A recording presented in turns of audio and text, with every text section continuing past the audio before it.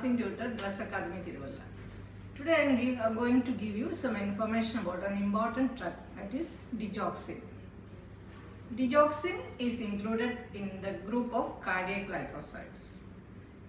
Cardiac glycosides means it has a positive inotropic action. Positive inotropic action means it is increasing the contractile power of the heart, thereby increasing the cardiac output.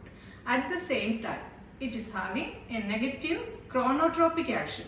That means it is reducing the heart rate. So by reducing the heart rate, but it is increasing the cardiac output, it has an important role in the treatment of heart failure.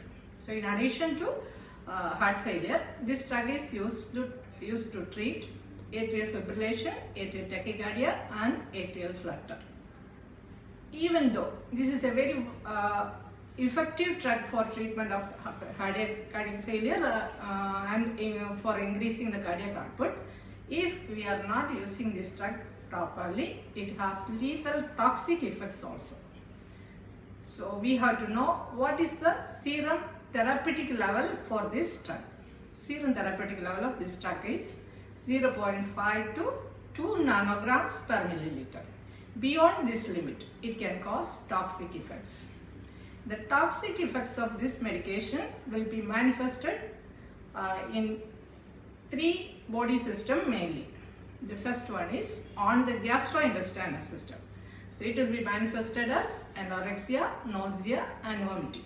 So if a patient who is taking Digoxin is telling you that I am not feeling hungry and I feel nauseated, you have to think about the toxicity. So withhold the dose of medication and inform the healthcare provider about that one.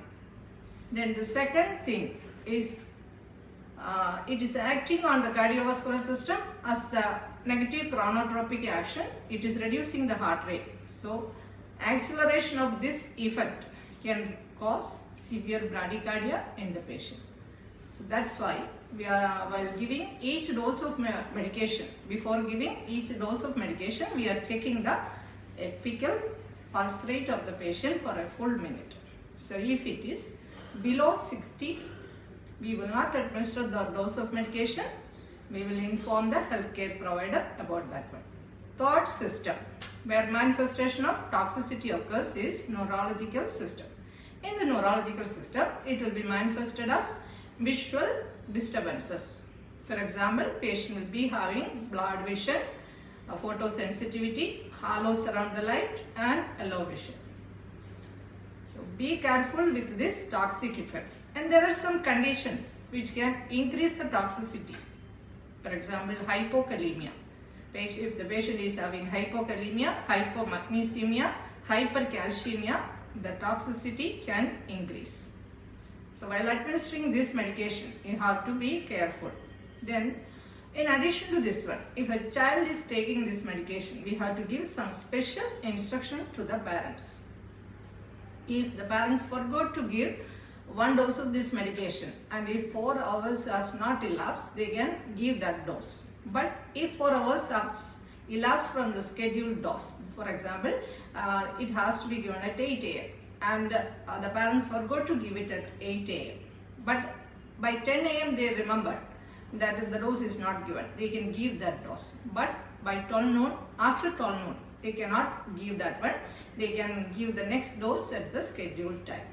And if 2 or more consecutive doses are being missed, they should not give the dose. They have to go to the doctor.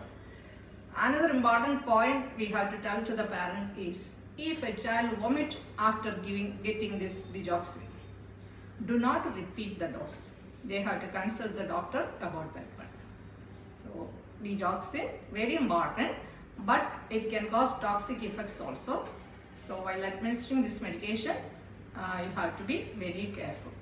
With another topic, we will meet again. Till then, bye.